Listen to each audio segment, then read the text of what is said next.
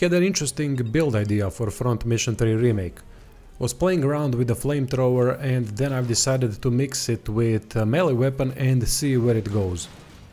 It ended up being quite a powerful build with even a better alternative.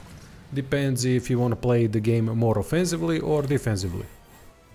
As you flaming bastards know, the game is dependent on RNG. So if you get tons of skill activations during the mission, it's going to be an easier mission and it's going to be a more powerful build presentation. Sometimes skills don't trigger as much, but even so I think this build will work fantastic in most environments. It's more of a mid-game build, but it can be played as soon as you get to the Flamethrower.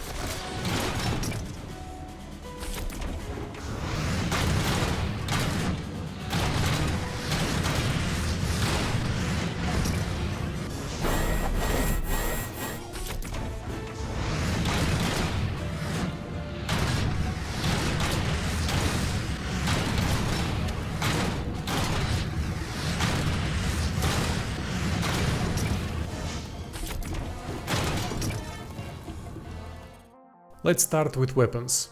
In the right hand or left hand, whichever one you want, there's a Flamethrower.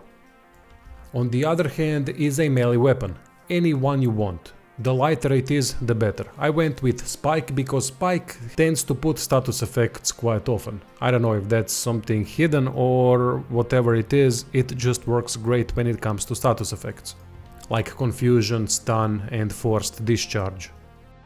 The alternative is to equip a shield.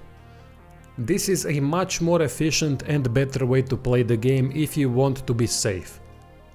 However, if you want to be more offensively oriented and being more risky, then definitely go for a melee weapon instead of a shield. It's up to you.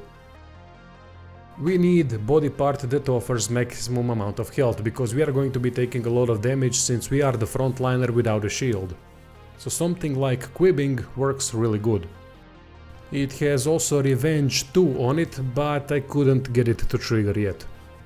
The early game alternative for quibbing would be something like Zenith, or any other of the body parts that have high health pool.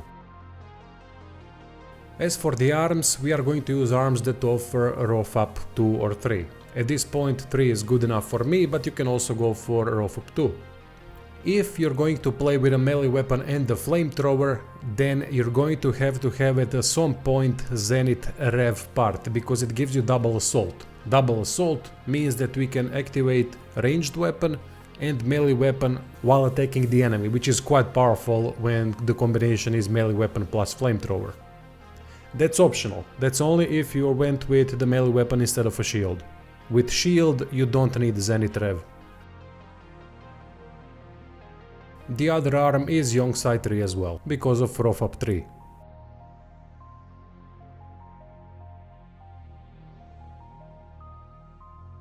When it comes to legs, I really like quibbing 0 legs because it gives us damage fix 200. We are going to take a lot of damage at the front line, so meaning any damage in between 200 and 400 is going to get reduced to 200, which is not such a bad thing because we have tons of health for each body part. For the backpack we're going to need something that increases power. So there's no items, just power increase.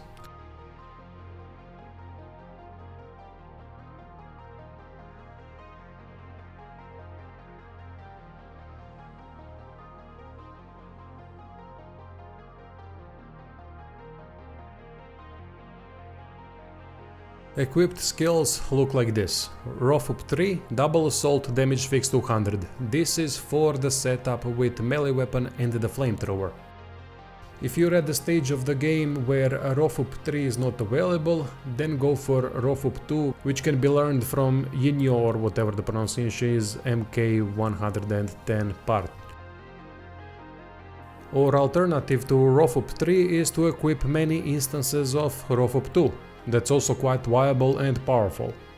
It depends at which part of the game you are and how many slots there are in the computer. If you want to play with the shield and Flamethrower, which is a more sensible and more effective option, then forget about double assault and instead equip 2 instances of rough up 3 or 3 instances of rough up 2, your choice.